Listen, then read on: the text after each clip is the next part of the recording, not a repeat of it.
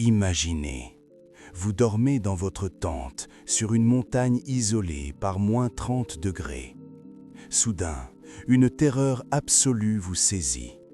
Vous prenez un couteau, non pas pour vous défendre, mais pour déchirer votre propre tente depuis l'intérieur. Vous fuyez dans la nuit noire, en chaussettes, droit vers une mort certaine. Qu'est-ce qui a pu les terrifier à ce point ?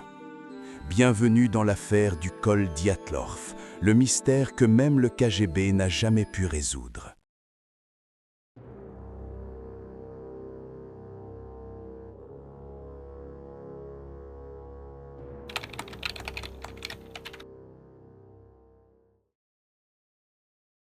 Janvier 1959.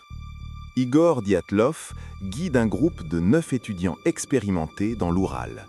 Ils sont jeunes, forts et heureux. Les photos retrouvées dans leurs appareils montrent des jeunes gens qui font du ski et rigolent. Le 1er février, ils installent leur campement sur le versant de la montagne morte. Ils mangent, ils se couchent. C'est la dernière nuit de leur vie. 20 jours plus tard, pas de nouvelles. Les secours découvrent la tente, à moitié ensevelie. À l'intérieur, tout est là. Argent, chaussures, manteau. La tente a été découpée de l'intérieur. Ils suivent des traces de pieds nus dans la neige. À 1 kilomètre de là, sous un grand cèdre, ils trouvent les 2 premiers corps. Ils sont en sous-vêtements, gelés, près des restes d'un petit feu.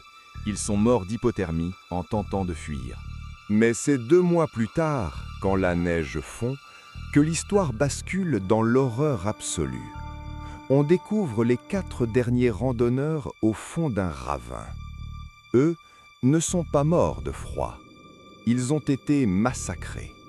L'un a le crâne fracassé. Un autre a la poitrine enfoncée avec la force d'un accident de voiture, comme s'ils avaient été broyés de l'intérieur. Le pire, Dubinina, la jeune femme du groupe, n'a plus de langue, ni Dieu. Et sur leurs vêtements, le compteur Geiger s'affole.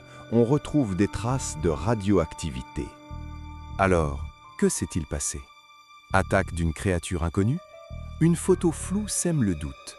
Test militaire secret? Des témoins ont vu des sphères oranges lumineuses dans le ciel cette nuit-là. L'enquête soviétique a conclu à une mort causée par une force irrésistible et inconnue, avant de classer le dossier secret défense. 60 ans plus tard, le mystère reste entier. Et vous, quelle est votre théorie? Dites-le moi en commentaire et abonnez-vous pour la prochaine enquête.